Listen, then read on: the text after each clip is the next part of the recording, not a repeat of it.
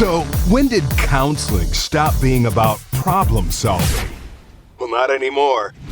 Introducing solution-focused counseling with the unlicensed counselor. And now, here's your host, Steve Moak. Well, hello and welcome to another episode of The Unlicensed Counselor. My name is Steve Moak. I am the Unlicensed Counselor. As always, so grateful to be here on still just a touch too warm. Just a touch too warm here in Scottsdale, Arizona. It's like I wake up in the morning and I think I can put something long sleeve on, and then I walk outside and I look at the weather and like, oh, it's still going to be 100 today. We are so close to turning the corner on this. But beautiful day to be alive. As always, got some fun stuff we're going to talk about. If you're watching on video, evidently I went with an orange shirt today. You don't see that very often. I was getting a little crap in studio here beforehand. But yes, it's for Halloween, okay? It is Halloween coming up. Thought we'd get into the spirits of things a little bit early. But also some good news. The Diamondbacks play again today. We've lost the first two. We've been smoked by our friends in Philadelphia, so hoping we can turn that around. But always an optimist, right? If you take anything away from the Unlicensed Counselor, let's try and be a little bit more optimistic, right? So I want to talk a little bit about some boundaries today as well, too. You know, what are some examples of boundaries? And then one of the things, how to enforce boundaries for people who maybe do not listen or respect them. Kind of those habitual boundary steppers, I like to call them, right? We probably all have those in our life. Took me a couple decades in my life to realize I've had some habitual boundary steppers in my life, and what the action that you have to do to kind of create a little bit of separation. We'll break that down over the course of this show today as well. But before we get into that, as always, want to run through and thank you to all of our sponsors. First, our friends at ShareTech. Look, you've been listening. You've heard me talk about it. If you need a drug or alcohol screen, Google ShareTech. Find them, go order it. It's the same tests that are being used at the leading outpatient treatment centers across the country. You can use that same test. They wouldn't trust it to any Amazon test or Walgreens or CVS or little strip that you put in a cup and hope that it gives you an accurate kind of turning of the color. Oh, am I pregnant or am I not pregnant? No, we need a little bit more data than that. The ShareTech test is sent off to a lab and it is analyzed and those results sent back to you. So it is the most accurate, confidential, and trustworthy test available on the market. Trust me, if you need a drug and alcohol screen, use the ShareTech screen. Next up, our friends at Easy Sheets. Look, again, like I always say, it's almost 2024. Have you rethought your betting? You probably spent $2, $3, $4, $5, who knows, $1,000 on your mattress, right? These mattresses have gotten out of control. It's like, more expensive than buying a used car these days. What kind of sheets are you putting on this thing? You going to Walmart and picking up a pair or just an Amazon cheapie? No.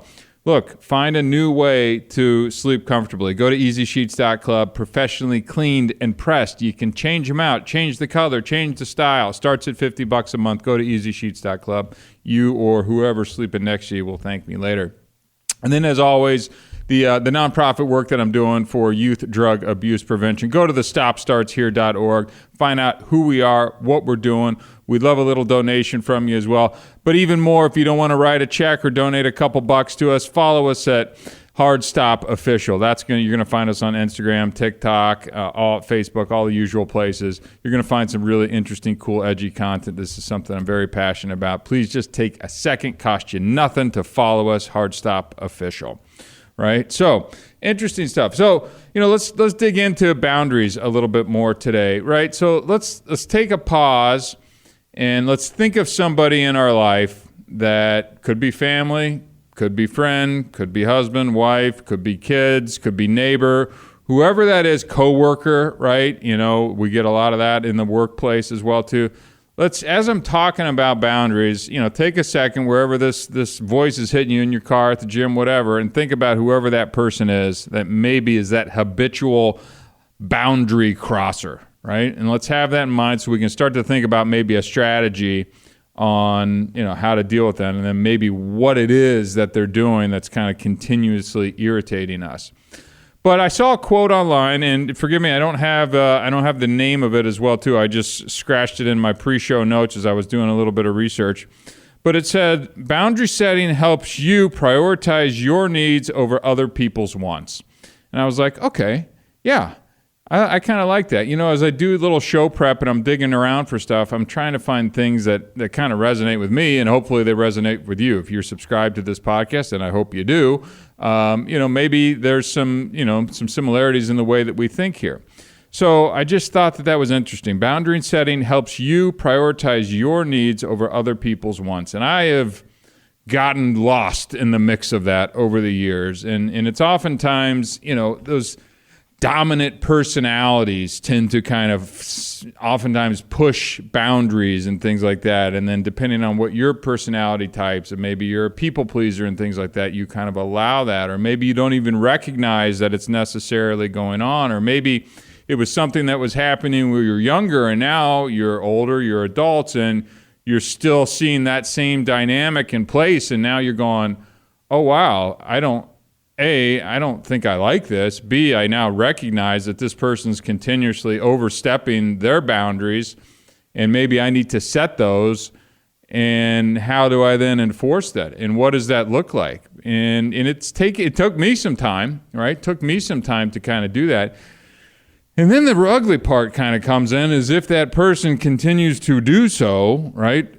All right, now what do I do? It's like, okay, maybe I've communicated clearly what my boundary is, and they keep pushing that over. Well, what steps are you prepared to take? Now things could get a little uncomfortable, right? Now things get a little uncomfortable. But before we get into all breaking down that game film, let me just mow down kind of a list of what examples of boundaries are, right? And again, this could be loved ones, it could be coworkers, right? We really want to have healthy and respectful relationships, and establishing and maintaining those boundaries are part of healthy relationships. As I was doing show prep, one of the terms that came back, in terms of boundaries and relationships, is that they should be mutually satisfying, right? And I thought that was an interesting way. Again, you think about these things, but when you do a little show prep for something like this, you kind of, dig into it a little bit deeper and you go, okay, well, that's an interesting term. And I thought for my own well-being, it really should be mutually satisfying as we how have we set up these boundaries. So let me dig into these and again, mow down the list of kind of what I'm talking about. And the first one is kind of a personal space boundary, right? So, the way that you want to talk about this is you need to communicate your need for some personal space, right? This could be time to yourself. This could be your self-care. And this is where we need to be clearly communicating what these boundaries are. One of the things that I've been guilty of in a lot of areas of my life is expecting other people to be a mind reader, right? I'm like, oh, you know me, we've been together, we've dated, we're a family, but we're friends. Like, you should know who I am, how I think, you should, wrong. Can't be like that. It's got to be clearly communicated out. Otherwise, you really, it's not the other person's fault. It could be a little bit their fault if they're just that kind of demanding and aggressive. But in all honesty, you need to be able to have said, hey, I asked you, and this is kind of where I draw the line in that. So in an example like this, it'd be like, look, politely ask for some alone time. And I would hope that you can respect that request. Just let your partner know that you need some alone time to read or to relax or listen to the Unlicensed Counselor podcast without interruptions, right? I mean, that's just kind of the bare minimum. That's why it's number one on my list. But again, just that physical proximity. Look, I mean, it could be living in close quarters and, spend a lot of time together. But I do think it's important to have a little bit of separation in that alone time as well, too. And to have it go uninterrupted. It can't be like, oh, hey, I'm doing this, and then you're texting him the entire time, right? Or something like that. Got to have that little alone time and being able to respect that. So another example of a boundary as well, too, would be those emotional boundaries, right? So we need to be able to express those emotional boundaries to the people that we care and love, right? So you need to be able to communicate clearly and honestly if something is, maybe somebody's being overly critical, how that's making you feel. You have to be able to express these types of things and let that other person know, or maybe provide some constructive feedback on like, hey, when you say this, it makes me feel this, and if you could, not say that, or it makes me uncomfortable, can we please stop that? Whatever the example is that you need to find your emotional boundaries, but you need to be able to kind of draw a line there and understand that there needs to be a little bit of space as we're talking about our emotional boundaries. You need to be able to, again, clearly state that. Otherwise, this person may just continue the same behavior, not even knowing that they're kind of pushing the boundary on kind of how you engage with them emotionally, right? So the next up on my list was communication boundaries, right? This is just kind of a nuts and bolts of like, hey, I like it when you write me a note. I like it when you text me. I like for us to go out for coffee or dinner once a week and be able to kind of talk and make sure we level set on what's going on. So in all honesty, just how you like to communicate. What is your style, right? I don't like it when I come home from work and get pounded with just a barrage of requests right when you open the door. I also can get a little frustrated from time to time if I have to continually repeat myself as well too, right? That's just one of the tics that I have as well too. So maybe yours is you don't like discussing work issues over dinner, right? So if you could maybe kindly request to have those conversations at another point in time, right? Figure out, take a few minutes, think about how you like to be communicated, and then have that conversation with your loved one or friend or family or whoever it is, and then see if you can set out on a new path, because now you're going to be, meeting each other where you're at, all right? Next up, I had, kind of the respect for each other's individual choices, right? We need to have some autonomy in this world, and we need to be able to respect each other's choices, right? There's a lot of examples we could cite right now with vaccinations or political things, and I'm not even going to go there, but it is things like that you need to be able to discuss and respect the other person's kind of point of view. Now, look, I understand, and those examples are very divisive. I hear it said both ways. I never know who's right. But you need to be able to, respect whatever the choice is. Maybe this person wants to go to church. Maybe they like to eat like this or have a diet like this. Whatever it is, communicate around that so other person isn't just left hanging, right? Even if you disapprove of that choice. And you just need to be able to kind of reinforce the support that you have for, hey, we're still friends, we still love each other, we still whatever, but I need to be able to have this opinion and you can have that opinion, right? So being able to respect each other's individual choices. The next up is I had financial boundaries kind of on my list as well too. If you're in a relationship or marriage, and kind of what that shared financial responsibilities looks like. And let's set those expectations. And that should probably be done before you get married. I've seen enough people where maybe it just goes unsaid, or people just, again, mind read and think it's one thing. You get into something and it's another thing, right? How you like to pay bills, how you like to spend, how you save, how you go on vacation, what types of vacation, what does the budget look like? All of these things, right? Are we splitting it 50-50? Do we have joint bank accounts? Do we keep separate bank accounts? Whatever it is perfectly fine. Be sure that you're communicating around what those financial boundaries look like, right? You need to agree on how funds should be spent, or maybe any significant expenditures ahead of time. You just don't want people getting lopsided, right? And these financial things, it's a hot button topic, right? It's a hot button topic, and people could get sideways very quickly if you're not on the same page on kind of how you operate. And people operate very differently out there in the world, with credit card debt or not. And, it's a whole thing. So let's just make sure that we're tackling the financial boundaries as well, too. Next up on the list, I had social boundaries. So, how do you like to spend your time with your loved one, your friends, your family, your partner? Do you like to be on the go constantly? Do you like to have a full social calendar, right? Where every weekend you've got a party, an event, a fundraiser, a black tie, Are you going on trips? Or do you like to stay home, kind of read a book, be together as a couple? Maybe it's just a road trip together. Be sure that you're discussing what this stuff looks like, because if one person's constantly wanting to go out and the other person kind of wants to be at home and play with the dogs, you're going to create some tension in that household, right? And let's make sure, black tie events and fundraisers are nice every once in a while. Some people like to get dressed up and do it, but let's talk about that and make sure that one person is not pushing constantly someone into these social settings that maybe they're not thrilled about, or maybe they've changed over time. Imagine that maybe people are dynamic and they have changed. Maybe they used to be. So maybe you had the conversation early on, but now you probably need to revisit that conversation, and now you're 44 years old, and make sure that, going out to Old Town every weekend isn't high on your priority list, right? That could be a whole other conversation as well, too. It's right over the shoulder here. Next up on the list, for all those parents that are out there, parenting boundaries. And look, I've talked about co-parenting and even, examples of parenting when I was married with my ex-wife and what that looks like.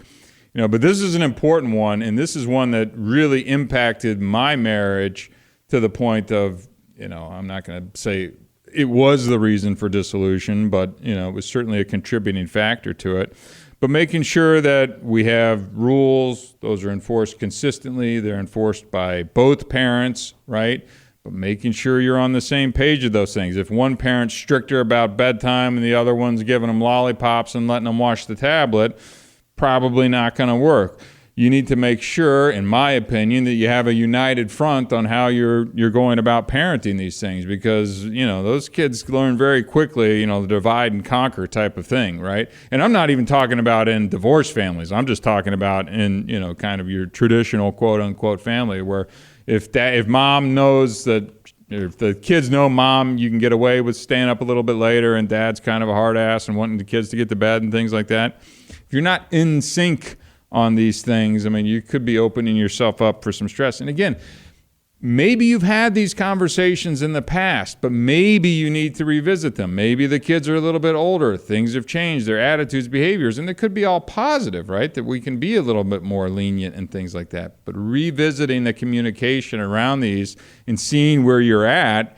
And it doesn't mean you have to be 100% in lockstep, but make some adjustments given upon how you feel and what your boundary for parenting and rules and eating. And do you have to clean your plate and things like that? I grew up in a world where it was like you had to clean your plate at dinner. I was born in Kentucky, raised in Ohio, lived out here for the last 30 years. But it's like I had these, I don't know if it's like a Midwestern value thing where it's like, clean your plate. There's kids in, Africa that are starving. And it's like I've carried that forward. And now it's like, well, is that really something that I need to be doing? Because I felt like I initially kind of started that, and then I started to kind of challenge, why do I need to even kind of enforce it? So again, imagine that. People change over time, so continuing to think and revisit these, I think, is an important thing as well, too. Ooh, here's a fun one. Extended family, right? Extended family. We all have extended family, good, bad, and indifferent, right? How, when, what are we going to do with our extended family members? How are we going to balance that time? How are we going to see your family? How are we going to see my family, right? Who are we doing Thanksgiving or Christmas? And, how are we managing all these schedules, right? If your family lives in town and maybe they're dropping in all the time or unannounced, or, maybe we need to schedule regular visits, or maybe whatever it is, your schedule and how you manage your extended family is up to you. But I would imagine there's going to be some differences on how you would like to approach that. And let's making sure that we're kind of communicating and setting boundaries of, hey, your mom drops in all the time, kind of unannounced. And look, I'm trying to get the kids out the door. I got to get them over to dance. I got sports and practice and homework. And she's here and we're talking. She's sweet, but come on, can we work on this a little bit? And you may think it's just great, like your wife's getting this extra help, but that may not be how it's actually landing, right? So let's think about our good old extended family and how we can set some boundaries. And look, those are kind of, tip of the iceberg type things. I can go a lot deeper on family and boundaries there as well too. Maybe you're going on a trip together and you're going to stay in one place together. Who's paying for it? How much time? How long? Who's dad likes to tip it back a little too much. How do we manage all that kind of stuff? So again, most of these things can be resolved, but it's really up to you, your spouse, your loved one, whomever, to kind of get together and make sure that you have those boundaries set. And then we'll talk about how to enforce those boundaries here in just a minute. Here's one that I learned a little bit later in life as well, too. It's okay to say no, right? It's okay to say no. Just two simple letters can change your stress level, the anxiety level, so many things. But having that conversation with your loved one, significant other, or even within your family, that it's okay to say no, when necessary, right? If you're overwhelmed with commitments, you got too much going on, the anxiety, the stress, whatever it is, you're allowed to politely decline things, right? You don't have to be a jerk about it. You say, look, I'd love to. I can't. Like, just work, stress, kids, finance, whatever it is, you're politely allowed to say no. But again, make sure that you're talking to your loved one about that and be like, look, we got too much on our plate right now, right? We've got to start dialing this down a little bit. I know you want to go to every party and every event and every fundraiser, and you want to put the tux on or the dress on and go out to these fun things. But we got too much time. We're spending too much time on the weekend. The kids are getting raised by the babysitter. I think we gotta say no to a few things, or be more, picky about the things that we do want to go do. So just being able to say no is a great way to set a boundary. But let's make sure we're monitoring the tone in which no. We don't need to be. That tone and how you use that no too is a whole other art as well too. So let's just be cognizant of that as well too. Last thing on my list of just kind of things to set boundaries or to be aware of boundaries is around technology, right? Within the family, and technology is actually helping itself a little bit. On the YouTube Kids app that we have, we've got like little timers and things that we can set. There's parental controls on your TV. There's all kinds of things that kind of help us use those, right? The timer on the phone and what they can't. There's apps that you can install that monitor and limit where they can go and things like that. So getting together and making sure that you have set and discussed some boundaries on that and what that looks like, I think is great. For me, I don't like devices at the dinner table, right? I just, again, old boomer over here, Midwest guy, whatever. That's kind of the time. And heck, I don't even know if people even have the traditional dinner time anymore, but maybe you can at least shoot for it once a week, but that could be a whole other podcast on its own. But, in my house, when we're sitting down for dinner, I'd like to have a little tablet-free or phone-free time. So again, those are just kind of some examples of things to be aware of that if you're not currently setting some boundaries on, or maybe you did at one point in time, but it seems like you may have gotten away from a little bit.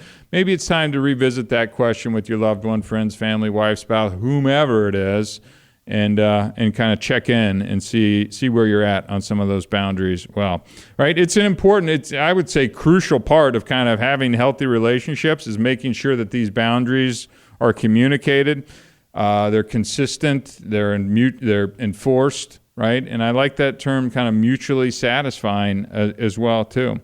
So I just think we want to make sure that we're openly kind of discussing these things as well, and any violations that could come up as well too.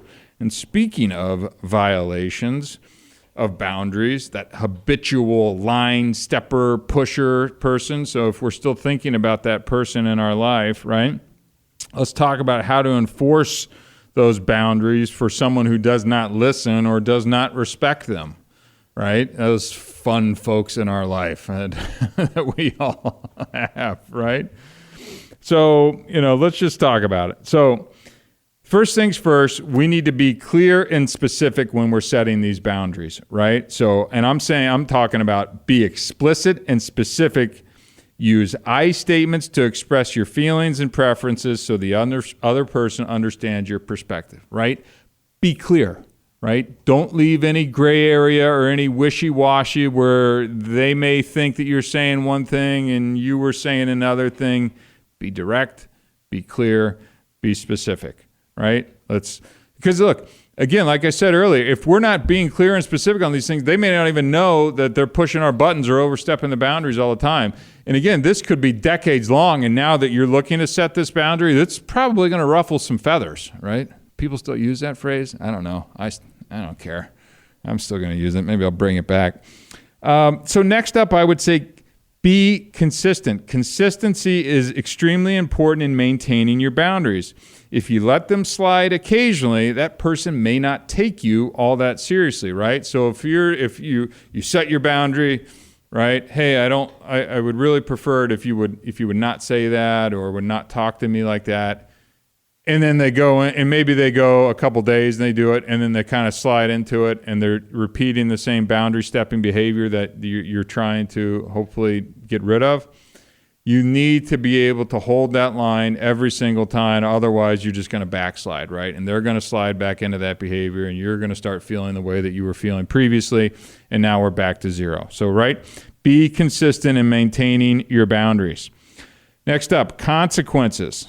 Fun one, right? Nobody likes to have to do this, but this is where, kind of that healthiness of that autonomy, the things that we need as people who've maybe been pushed around by people who don't respect your boundaries.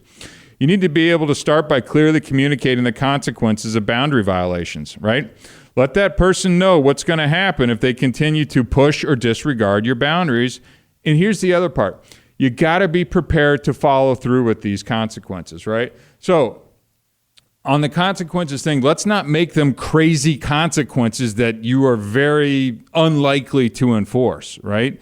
If it needs to be simple and clear, but it's something that in a lot of ways, it's kind of like parenting as well, too. It's like, well, if you say that you're going to take away a tablet or send them to their room or whatever it is that you choose to parent, then you have to do it. And you can't, because they're going to pick up on it right away that if you're just all talk and no follow through, right, there goes your boundaries being walked right over. So but make sure and think it through before you're put in the situation of what that consequence can be as well, too. And make sure it's something that's actually enforceable, right? And think it through. So this isn't just like a knee-jerk kind of reaction.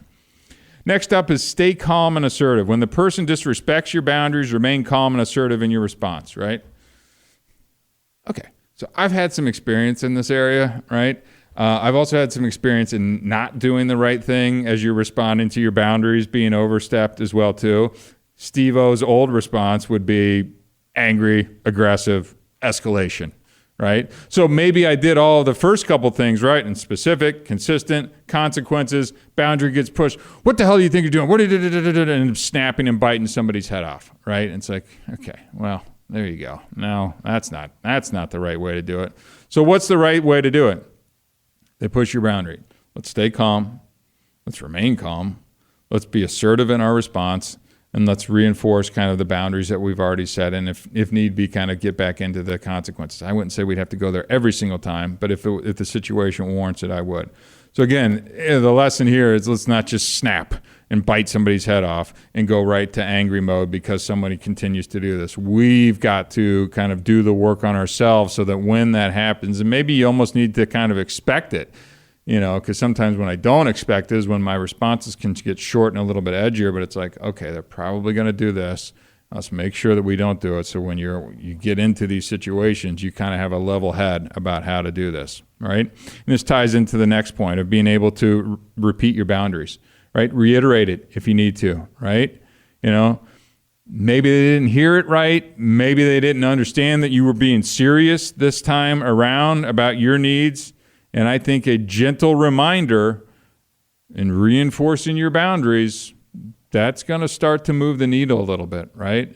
Hey, we talked about this. Like, I'm being serious. Like, when you say this, when you do this, it does X, Y, and Z for me, and I would appreciate it if we could not do it. Whatever it is, and again, saying it with the right tone as well, too. Not, I told you so. What are you doing? I'm pissed. Right? Like, that's not the behavior that we're looking for as we're going through this, right? Look, another thing to do if somebody's, again, that habitual line stepper, let's find some support, right? Maybe that's somebody else within the family, right? Maybe it's a therapist. They can probably provide some advice. I would suggest the unlicensed counselor, but that's just me, right?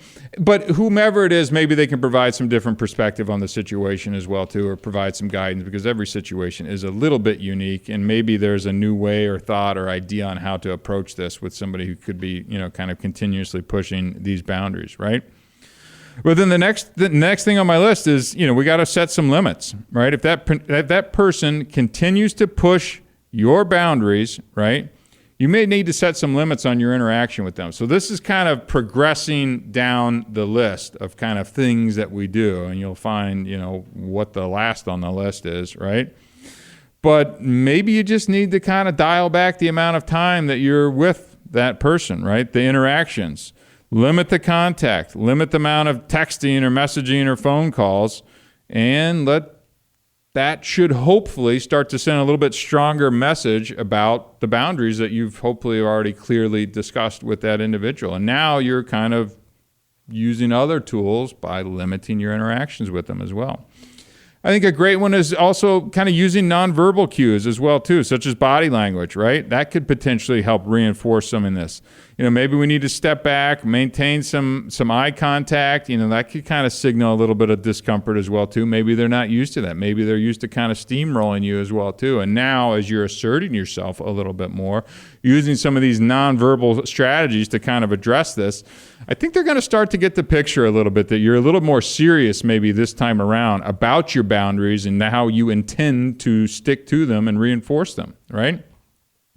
Now, again, as we progress down this list, next up would be detach emotionally. In some cases, you may need to emotionally detach from this person who just continues to disrespect your boundaries. This doesn't mean cutting them out of your life completely yet, but creating some emotional distance from that individual will and should help protect your well-being as well, too. So again, just kind of pulling back a little bit. We don't have to be mean. We don't even necessarily have to tell them that we're doing it, but you are protecting your sanity, your healthy, your well-being. We slowly start to detach a little bit emotionally and pull back. Again, as we've tried all these other things and have found they're either working or not working, this is that next step in that progression as well too. And look, if these things are continually progressing as well too, again, consider that professional help. Get to that counselor as well, a mediator, a therapist, a counselor, so that they can kind of help facilitate discussions like this as well too. But really, last up on the list is the ultimatum, right? It is the ultimatum. This is the crescendo that we've been building to, right?